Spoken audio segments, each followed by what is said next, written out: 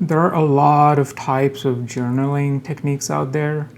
And if you've started journaling recently or you've been journaling for a while, if you're not using the right technique, there are chances that you're going to get fed up with journaling, you're going to get bored, it's going to feel like a lot of work, and you'll eventually stop. And that's not good because you're missing out on all the benefits that journaling can provide just because you had picked, not, I wouldn't say wrong, but the ineffective way to journal. So what are the right ways and wrong ways to journal? Well, there's really no right or wrong way, but also there are right and wrong ways, or there are effective and ineffective ways to journal, because you are different and I am different. We're all different people, right? So what may work for me may not work for you. So what I'm not going to do today is tell you, pick this technique and go with it, because it may not be the right one for you. What I'm going to try to do is tell you what to look for in yourself when you're trying to pick a way to journal, because there's so many techniques out there. What to look for in yourself, what motivates you, what drives you, what keeps you interested in journaling. And I'll talk about a framework there that you can apply, and using that framework you can find a variety of journaling techniques that could work for you. So that's really my goal here, is to kind of give you an idea of what to look for within yourself while you're out looking for a technique or a style of journaling to do.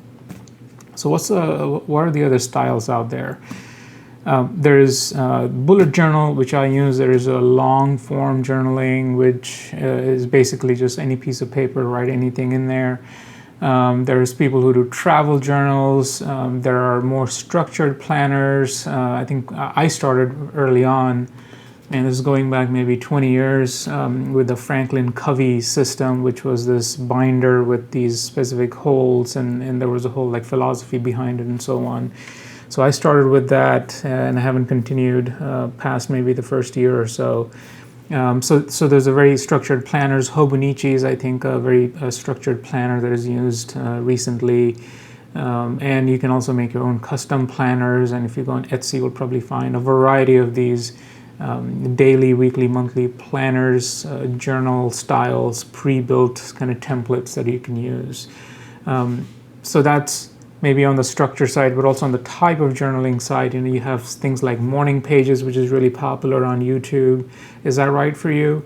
I don't know. You have travel journaling, junk journaling, which I haven't really done at all ever, and I've only just recently heard about it. So quite a few types of journaling things out there. And how do you find the one that is right for you? So what I'll do is talk about my techniques here, and the spectrum that I want to look at when I'm looking at the kind of journaling that I want to do on a day-to-day basis. Like at this time, it's September 1st. As I'm recording this, about 2 o'clock in the afternoon, and I may feel like journaling a certain way that may not be the journal that is in front of me. So how do you pick that, right? The framework that I'll give you is the framework of flexibility on one end and structure on the other end. Every journal falls in this spectrum. So either journals are extremely flexible, morning pages comes to mind. They still have a little structure behind them, but they're still maybe more on the flexible side. And then something like the Franklin Covey journaling, or the planners that are out there that are pre-formatted pages with page numbers and weekly planners and week dates and things like that, with the calendar already printed in them. Those are maybe more on the structure side, the rigid structure, and there's a whole bunch of journals in between. So that is really what I need you to try and reflect on, because the kind of personality you have, you may be drawn to structure and may feel like really interested in, feel motivated when there's a structure already in place that you can then play within. Versus you may feel structure really stifling, and you may want to be flexible, right? Sometimes, and I get that way too, I like structure, but sometimes structure gets too much, and I want something that is more freeform. And finding a balance between that is important, especially in what you do on a day-to-day basis. You can always, sporadically find a journal with structure or no structure and do your journaling that time. But what do you do on an everyday basis if you're going to make this a regular practice? So that is really the key here, and the key is finding out what works for you. Like, do you like working in a place that has a lot of structure, rules? You've been given defined assignments, you've given defined completion dates, and you like that. And without those, you tend to kind of falter and get less productive. As an example, so that would be that would tell you that you maybe lie more on the structure side, that you benefit from having a structure, versus the other side where do you revolt against structure when somebody tells you here's the rules and you better follow these rules or else? Do you feel like saying no, see you later? I don't need that in my life. Are you that person? And I'm being very simplistic here. Everybody is more complex than that, but that should start giving you some idea on what kind of structure versus flexibility that drives you. The second thing is, if you're already journaling now and there are times when you feel like you want to journal but something about going to journal stops you, you have to reflect on that and what that is. Is it because your journal has very little structure and it is keeping you from feeling motivated, or do you think the journal has too much structure and you have to overcome all that structure just to do the thing that you need the journal to do at that time? So one of my examples is this. I've wanted to sort of write about what I'm going to do this week, let's say, and the place that I would usually do that in is my bullet journal. But I have been behind on my bullet journal because I've been reading and having this long weekend, and I'm actually a day behind on it. On top of that, this is the end of the month and the end of the week, or rather the beginning of September and the beginning of a week. All of those trigger a certain ritual in the bullet journal that takes a little bit of time. I'm at the end of this journal that I'm holding here, so I have to start a new notebook, which also takes a little bit of time. And all of those things are now getting in my way of saying, I just want to talk about what I want to do this week, and I just want to flush some ideas out and throw them on paper somewhere. And the structure is now actually in my way of being able to do that. So that is just another example of where the structure may not actually work with you. So with that said, try and reflect on where that structure, where you lie on that spectrum, and then give yourself some flexibility too. So I'll show you how I do that. Firstly, I use a bullet journal here. I use one for every 3 months or so. This is at the end of its 3 months, which is why August end is when it finished. So I like the structure that it comes with. If you're interested in bullet journal, I would say before you watch any YouTube videos, go read the book that writer Carol wrote. That is, I would recommend that first before you go read see any YouTube videos, because there's so much stuff out there. And I found it was not all helpful. As the amount of help I got from reading the book, and it gave me sort of a clean, clear way of understanding how this journal is supposed to work, none of the videos really come close to that. So with having said that, the bullet journal works with some structure, but the structure is actually quite flexible, which is why you can have a variety of people, and that's why it is so popular. Is you can have anywhere from artists to engineers using the journal to their own need, because they can adapt the structure to their own use. And I do the same.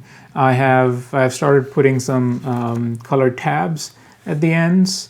I have changed the way I do my month spread, which is the month spread is usually a spread that looks like this, which has got the calendar on one side and your tasks and events on the other side. And I've changed the way I do this.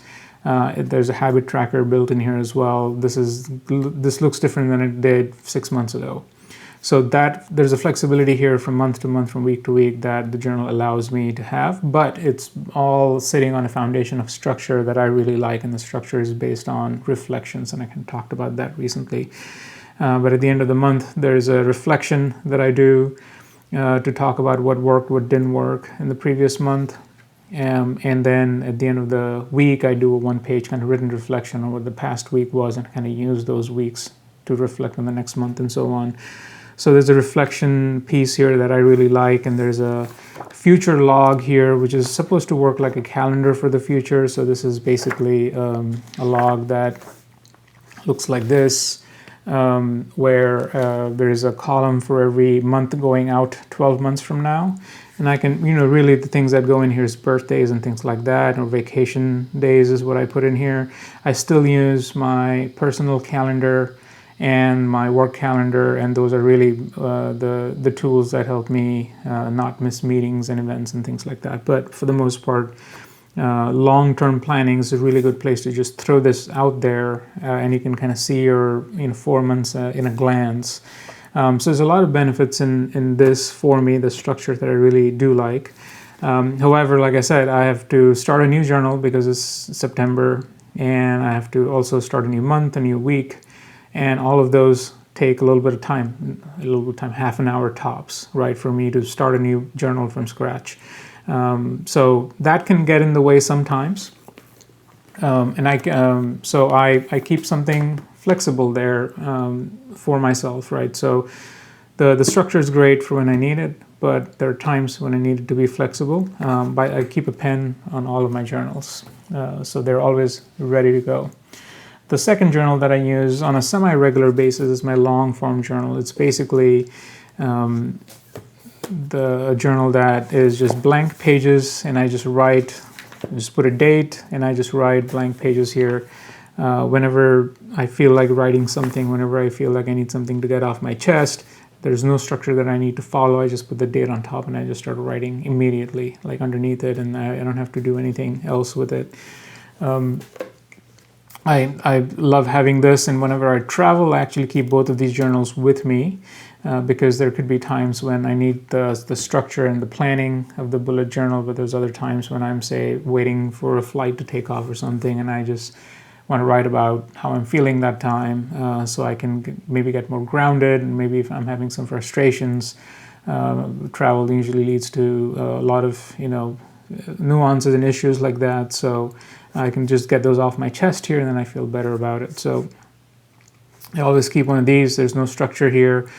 This is key on vacations. I take this with me on every vacation. In fact, when I go to vacations, I try to pick an Airbnb that has a really nice writing area, like a writing desk by a window or something like that, because it's one of my favorite things to kind of write about what we saw the day before. We're usually going to national parks and places like that. So I try to write those down, and every year or so I'll kind of look back at what I did and what I wrote when I was visiting those places, and that's a really nice bit of a time capsule almost to go see these places again in my mind because of the words that are written down. There's details that I can capture in words on these pages that I cannot capture easily on a bullet journal maybe, or just kind of remember in photos. So that's my second kind of journal that I use weekly, but not daily. Sometimes it's daily, but for the most part, I at least write in it once or twice a week.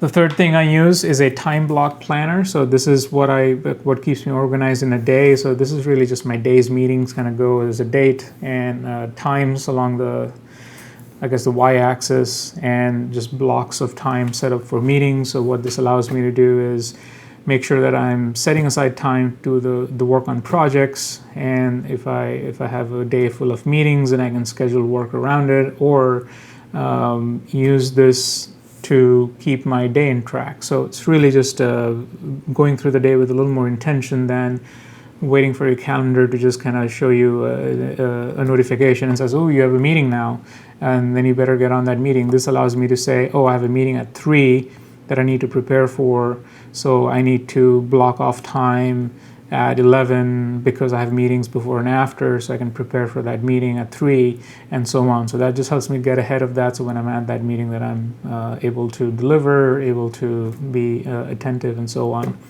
So this just stays at my work desk. I don't really travel with it, but I keep this next to my computer, and go through this. I write this in the morning when I'm starting my computer up, and kind of see how my day is shaking out. And the other two are really just oddball journals that I'll kind of take with me sometime. The one of the best things is field notes. I throw this in my back pocket. This is and I date it. Each one of these are dated. This one is, I started this 8th of November, so I haven't really used it very much since then. I used to put my workouts in here when I used to use this for my workouts, but now I just use the phone app for them. And that's really been the main use of it. I'll use it on vacations when I'm hiking, if I need to write down some directions, if my phone's not gonna have any range, which usually is the case, then I'll just throw some of those things in here. I'll even note some of the things I saw, if there's a name of if there's a bird call I saw, if there's a name of a peak that showed up on my all trails, I want to note that down.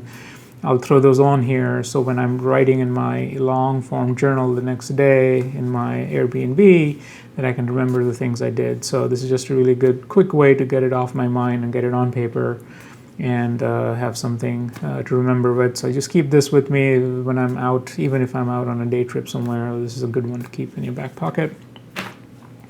And then the last thing that I also use is this whole dedicated journal for fiction writing. So I'm a part of a small writing group, and we meet once a month and try to write some fiction. I think you're not supposed to just write fiction, but that's what I do. It's really just half an hour to an hour's worth of writing, so it's not anything extensive. But I've always fancied, trying my hand at writing fiction. I have no formal training, which makes it even more fun and sometimes very frustrating.